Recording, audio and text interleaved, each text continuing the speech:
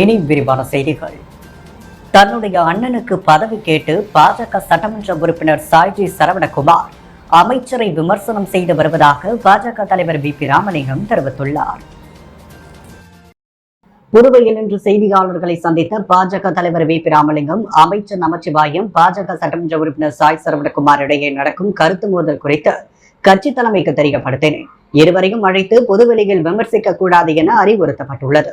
மோதலுக்கு முற்றுப்புள்ளி வைக்கப்படுகிறது. பாஜக சட்டமன்ற உறுப்பினர் தன் அண்ணனுக்கு பதவி உள்ளிட்ட சில கோரிக்கைகளை கேட்டு அமைச்சர் மற்றும் ஆளும் அரசை விமர்சித்துள்ளார். முதல்வரிடம் பேசி இப்பிரச்சனை சரி செய்யப்பட்டிருக்கிறது. 2026 தேர்தலில் தேஜா கூட்டணி வெல்லும். மத்தியிலும் மாநிலத்திலும் இணக்கமான ஆட்சி இருந்தால்தான் நல்லது நடக்கும் என்பதை புதுச்சேரி மக்கள் உணர்ந்துள்ளனர் என்று பாஜக மாநில தலைவர் வி.பி. ராமலிங்கம் தெரிவித்துள்ளார். சொசைட்டி புரோகிரஸில் அரசு உதவி பெறும் பள்ளி மூடப்பட உள்ளதாக வரும் தகவல்கள் வதந்தி. பள்ளி தொடர்ந்து செயல்படும் என்று பாஜக தலைவர் வி.பி. ராமலிங்கம் தெரிவித்துள்ளார். புதுச்சேரி வைஷியால் வீதியில் உள்ள பள்ளியில் இன்று செய்தியாளர்களை சந்தித்த பாஜக தலைவர் வி.பி. ராமலிங்கம், பள்ளியின் ஒரு பகுதி கட்டிடம் பழமையடைந்ததால் அங்கு வகுப்புகளை நடத்த முடியாத நிலை ஏற்பட்டது. தொடர்ந்து அங்கு படித்த மாணவர்களுக்கு பள்ளியின் மற்றொரு இடத்தில் வகுப்புகள் அமைத்து படிக்க ஏற்பாடு செய்யப்பட்டுள்ளது. மேலும் பழமையான பள்ளி கட்டிடம் ஒரு உணவு விடுதிக்கு தான் கொடுக்கப்பட்டுள்ளதே தவிர அங்கே ரெஸ்டோ பார் வரவில்லை. வதந்திகளை பரப்ப வேண்டாம் என சொசைட்டி புரோகிரஸ் சங்க செயற்குழு உறுப்பினரும் மாநில பாஜக தலைவருமான வி.பி. ராமலிங்கம் தெரிவித்துள்ளார். பாலியல் புகார்களை விசாரிக்கும் கமிட்டியை அமைத்திட வலியுறுத்தி இந்திய மாணவர் சங்க தலைமையில் நூற்றுக்கணக்கான மாணவர்கள் பல்கலைக்கழக துணைவேந்தர் அலுவலகத்தை முற்றுகையிட்டு போராட்டத்தில் ஈடுபட்டனர். புதுவை பல்கலைக்கழகத்தில் தொடர்ச்சியாக மாணவிகளின் பாலியல் குற்றச்சாட்டுகளை மூடி மறைக்கும் பல்கலைக்கழகத்தின் துணைவேந்தரை கண்டித்தும், பல்கலைக்கழக காரைக்கால் வளாக தலைவர் மாதவையா மீதும் பல பாலியல் குற்றச்சாட்டுகளில் ஈடுபட்டுள்ள பேராசிரியர்களை பணி நீக்கம் செய்ய வேண்டும்.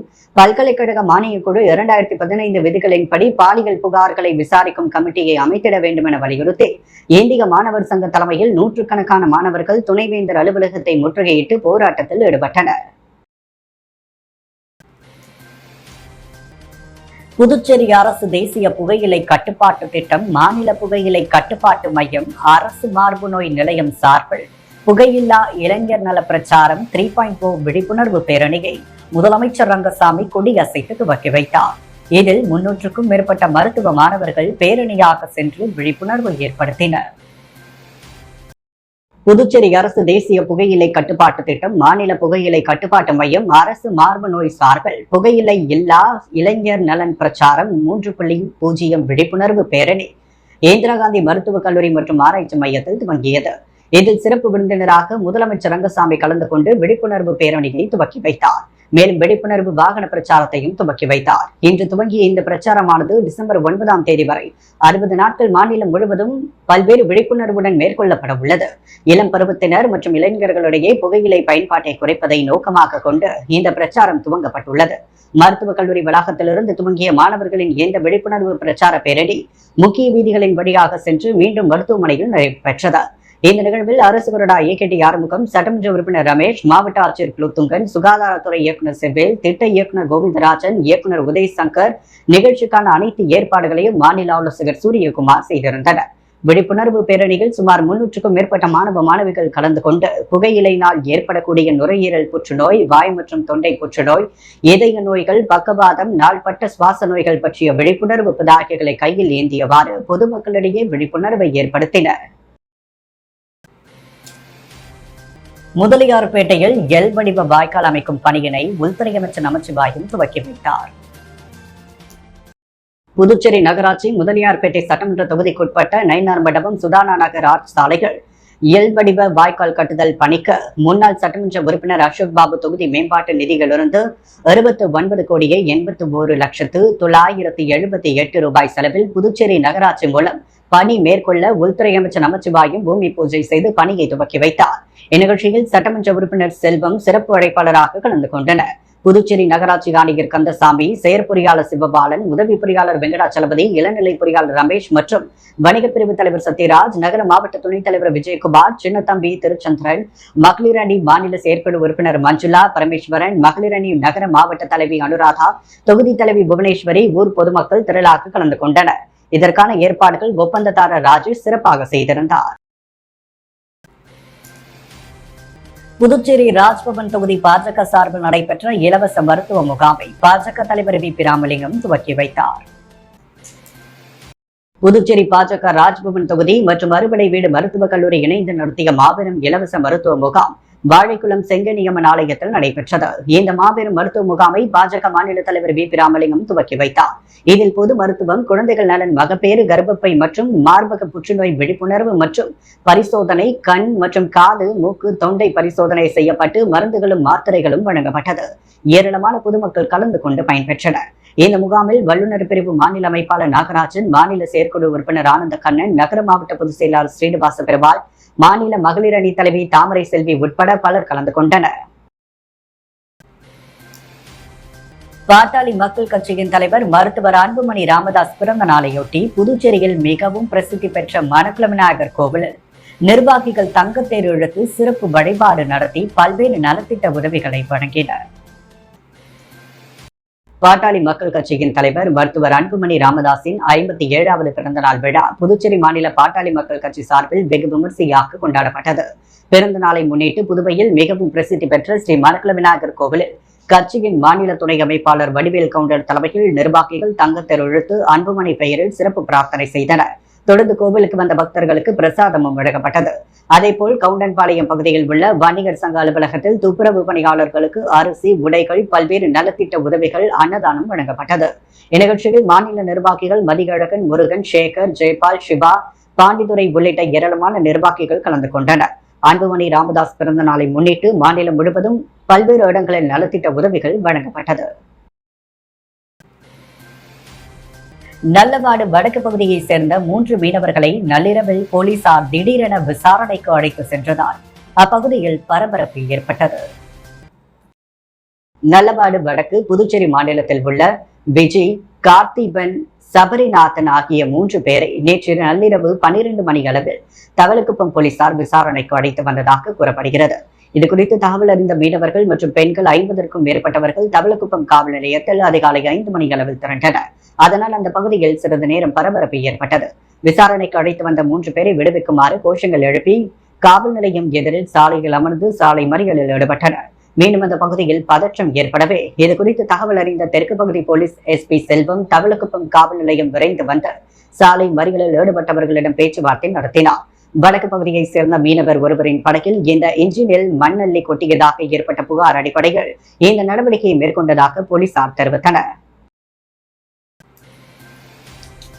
புதுச்சேரி பொதுப்பணித்துறையில் பணி நீக்கம் செய்யப்பட்ட ஊழியர்கள் மீண்டும் பணி வழங்க வேண்டும் என வலியுறுத்தி கண்டன ஆர்ப்பாட்டத்தில் ஈடுபட்டனர். இதில் 200க்கும் மேற்பட்ட ஊழியர்கள் கலந்து கொண்டு கோரிக்கைகளை வலியுறுத்தி கண்டன கோஷங்களை எழுப்பினர். புதுச்சேரியில் 2016ஆம் ஆண்டு பொதுப்பணித்துறையில் 2642 பேர் பணிக்கு அமர்த்தப்பட்டனர். தேர்தல் நடத்தை விதிமுறை அமலில் இருக்கும் பொழுது பணிக்கு அமர்த்தப்பட்டதால் தேர்தல் ஆணையத்தால் 2016ஆம் ஆண்டு 2642 பேரும் பணி நீக்கம் செய்யப்பட்டனர். மீண்டும் பணி வழங்க வலியுறுத்தி பல கட்ட போராட்டங்கள் நடத்தி வரும் நிலையில் கடந்த 8 ஆண்டுகளாக இவர்களுக்கு பணி வழங்கவில்லை.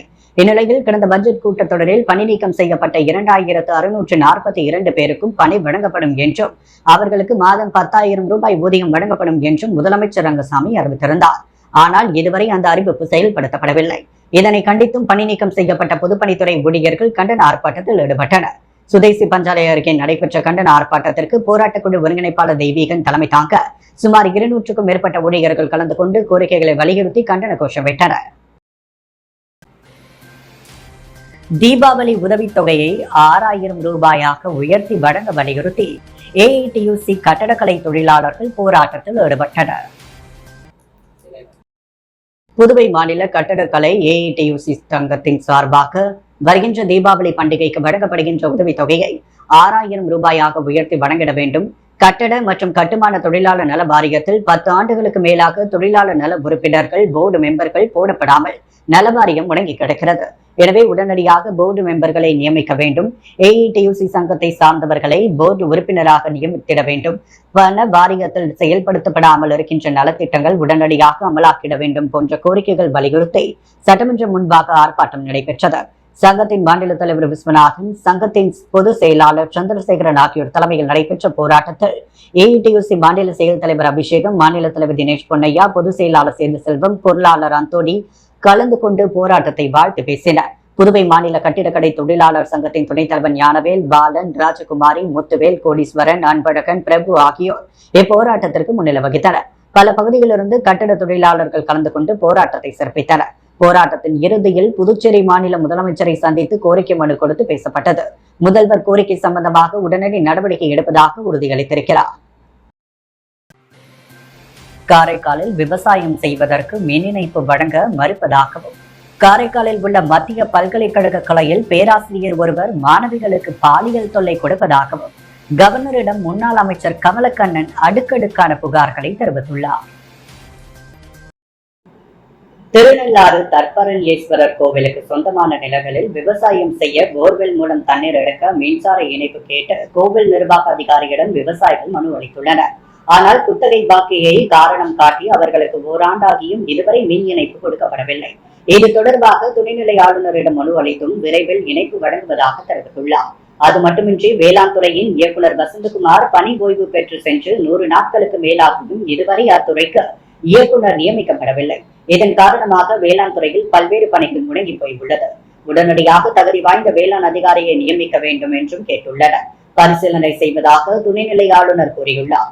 மேலும் புதுச்சேரி கல்வித்துறைக்கு பட்ஜெட்டில் 700 கோடி ஒதுக்கப்படுகிறது.